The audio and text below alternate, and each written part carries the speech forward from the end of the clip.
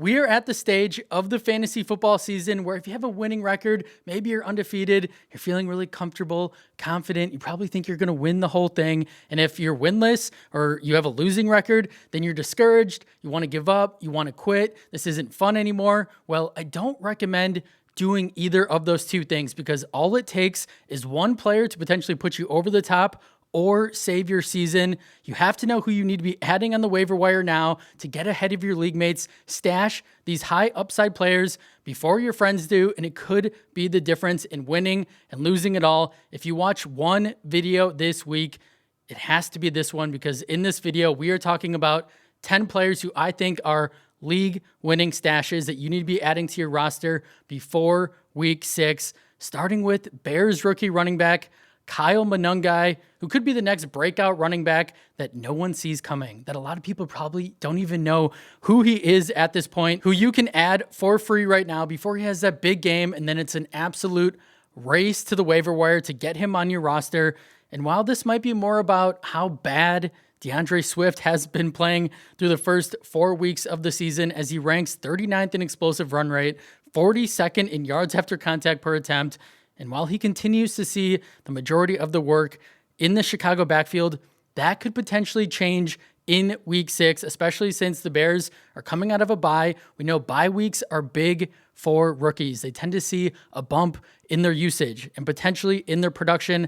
I think Kyle deserves a larger role on this ascending Bears offense. And while Monangai hasn't been phenomenal either, he hasn't had a ton of opportunities. Swift has been really bad. 3.3 yards per carry, which is on pace to be his lowest mark of his career. And this is also a bet on Ben Johnson, who's always had a strong running game. We know he had the luxury of coaching Jahmyr Gibbs, David Montgomery back in Detroit. I personally still think it only makes sense to see what you have in the rookie, to give him more opportunities as he's only averaging 5.7 attempts per game over the last 3 weeks. And if he does see an expanded role and he thrives in that role, then you could be looking at a very serviceable fantasy running back for the remainder of the year. Like there's a chance that he proves he's the better player than DeAndre Swift, which isn't really hard to do at this point. Maybe he takes over the backfield. These are guys you want to be betting on now before they do have a big game, and then everyone wants to get them on the roster.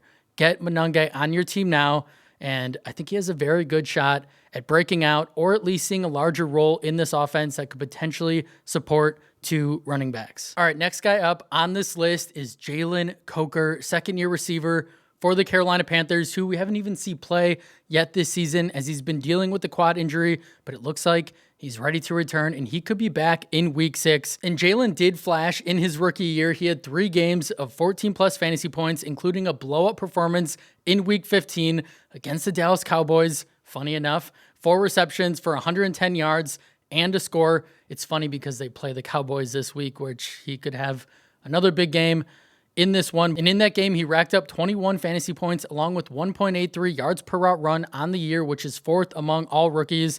I think Coker is going to eat in the slot in this offense. We know Adam Thielen is gone. It's really just Tedoroa McMillan at this point and not much else. Bryce Young actually had 101 passer rating when targeting the slot last season, so you like to see that. And Jalen was starting to heat up his final 6 games of 2024, averaging 55.7 yards per game while sporting an 18.3% target share. We know he was competing with Adam Thielen. Didn't see a ton of work, but I think Coker and McMillan are going to help each other out. McMillan is going to open up those underneath routes for Coker and vice versa. And what's even more impressive about Coker's rookie season is he was second among all rookie receivers in yards per route run versus man coverage, ahead of guys like Malik Neighbors and Brian Thomas Jr. That kind of gives you an idea of the upside of the potential talent that Jalen does have.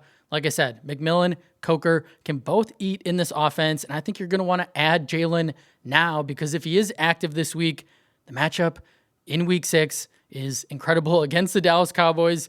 It couldn't be any easier as they've allowed the most yards and touchdowns to receivers this season. So don't wait to see him blow up potentially this week. Get him on your team now because if you wait, then you're going to have to pay up. Get him for free or get him for really cheap on your roster before it's too late. All right, moving on to our next guy Isaiah Davis, the running back for the New York Jets. I think Davis is actually a really good NFL running back. I think he's better than a lot of people think he is. He just hasn't got a lot of opportunities, a lot of run to show what he's capable of. But we know the value he already holds in fantasy as he's the RB2 behind Breece Hall. Braylon Allen out for the next 8 to 12 weeks with that PCL injury.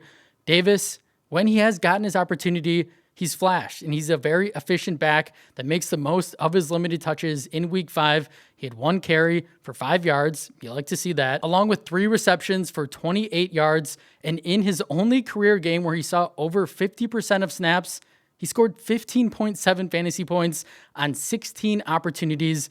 This is a really good back that has a 3-down skill set. He can be a workhorse in the NFL. He's 6'1", 220, and he's only 23 years old.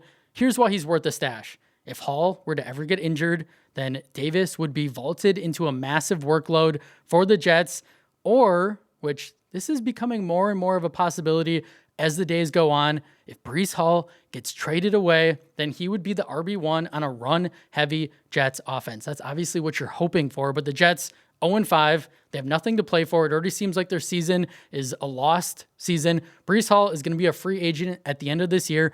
He's probably going to walk. They don't seem like they want Hall to be in the building for some reason. I think they're happy with Braylon Allen and Davis, which means why would the Jets not try to trade him and get something for him now? There's so many RB needy teams out there right now. Send him to Chicago. Send him to LA. Send him to Kansas City. Like, you could get significant trade value for Breece now. If he's not a part of the Jets' future plans, why would you not? Right? So getting Davis on your team, because he has 2 pathways to being a fantasy football superstar, potentially, right? Breece Hall gets hurt, and it's a big, significant injury, or Hall gets traded. Davis would be an instant RB2 for the rest of the season. So again, these are the high upside guys you want to be stashing on your bench right now, because if one of those 2 things does happen, Davis would be incredible for fantasy. All right, moving on to our next guy, Kendre Miller. This is your weekly reminder to get Mr. Miller on your roster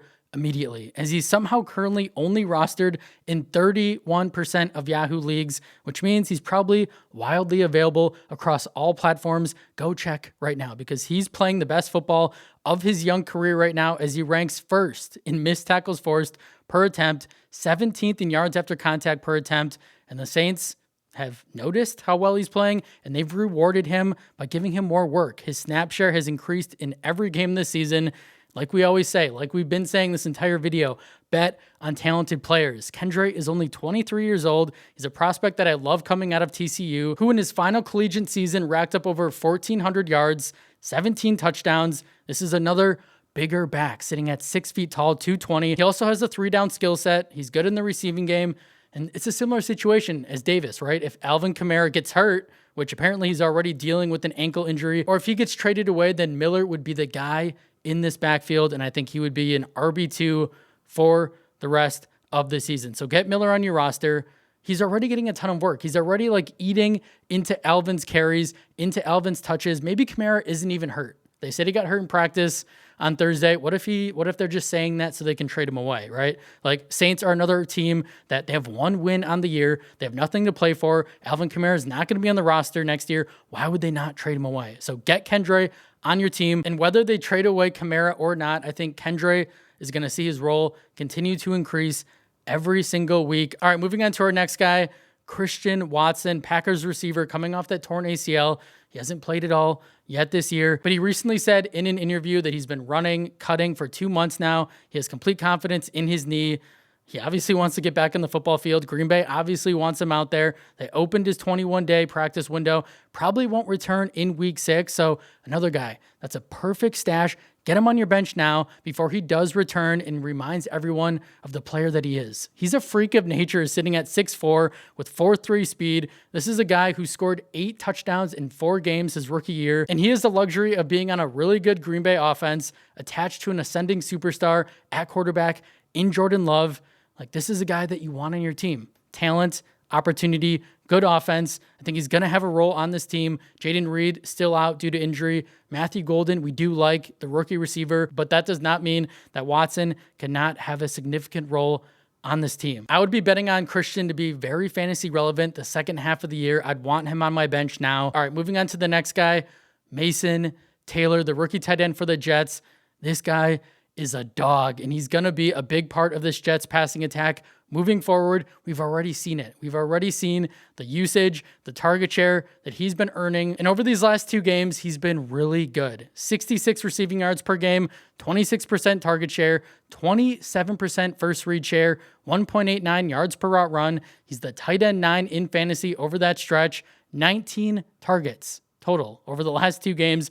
That's incredible. I just think Mason is a really talented player who is only 21 years old. He has a ton of upside. He's going to continue to be Justin Fields' security blanket over the middle. And I think he has top 10 upside at the position the rest of the way. So if you need a tight end, or if you want to stash a guy on your bench and then wait for him to continue to go off and then trade him, sell him high, I'm absolutely fine doing that. If you have like an elite tight end and you don't need him, then do that, because I think Mason is going to be a guy all year long, and I think he's a really good tight end that's going to continue to flash as he's the number 2 option in this passing attack behind Garrett Wilson. All right, next guy up is Luther Burden. There's no way that coming out of the bye for Chicago that Burden is going to continue to run as the wide receiver 4 on this offense. We talked about this earlier. Most rookies see a bump in their usage, in their production coming out of a bye. Chicago did not spend a 2nd-round pick for him to be buried on the depth chart. He's way too talented, way too explosive to be this underutilized. We know Burden didn't do a ton in week 4, but he flashed in week 3. We all saw it, I'm sure. 3 receptions for over 100 yards, a touchdown, 19.8 fantasy points. We know a lot of that came on that beautiful flea flicker, but still, he's already flashed in his 3rd NFL game. He's shown us what he's capable of. This is, again, a bet on Ben Johnson, a bet on this ascending Bears offense, the talent of Burden. Like, when you're stashing players, you're betting on those things, and you're worrying less about the depth chart, because the NFL moves quick. Things can happen at a blink of an eye. What if DJ Moore gets traded away, right? Or what if Burden does see an elevated role because Ben Johnson loves him and Johnson drafted him? Like, you just don't know. So again, you want to get players like Burden on your bench now that have all the talent in the world. All they need is more playing time, and they could be very usable for fantasy down the stretch. I would be stashing the ultra-talented rookie and just wait for the breakout. Wait and see what happens. It doesn't cost you anything. You can probably get him on your team for free. So I would highly recommend doing that, especially if you do need a receiver. All right, let's move on to some other strong stashes. I really like Theo Johnson, tight end for the Giants. I'm recording this as Thursday Night Football is going on, so I don't really know what Johnson's doing, but I know he had 2 touchdowns a week ago. He's a player I would be adding onto my roster. Tajay Spears for the Titans. I think he's eventually going to be the RB1 for Tennessee. Brandon Ayuk, potentially you could stash him on your IR spot. Seems like he's a ways away from returning, but we know the upside of Ayuk once he does get healthy. Colston Loveland, the rookie tight end for the Bears, could continue to grow in this offense. Isaiah Bond, with Dylan Gabriel playing really good football for the Browns, Bond could emerge. Torrey Horton, Caleb Johnson, Kenneth Gainwell, who had a really good game in London when Warren was injured. If Warren does get hurt again, Gainwell could be a guy that you want on your team. Brashard Smith, I have not given up faith in Smith, the rookie running back for the Chiefs. Bashal Tutin, another rookie running back that I still believe in for the Jaguars. I think his role is going to continue to grow. He just needs to get healthy. He's not there yet. Jaden Blue, rookie running back for the Cowboys. Javonte Williams is playing great football, but if he were to get hurt or Blue earns a role in the passing game, then he could be fantasy relevant. Those are guys that I think you need to consider stashing on your bench on top of everyone else that we just talked about. That's all I have for you guys today. I really appreciate each and every one of you watching the video. If you like what we're doing here, if you enjoyed the video, please consider subscribing, leave a like, comment down below, and I'll see you in the next one.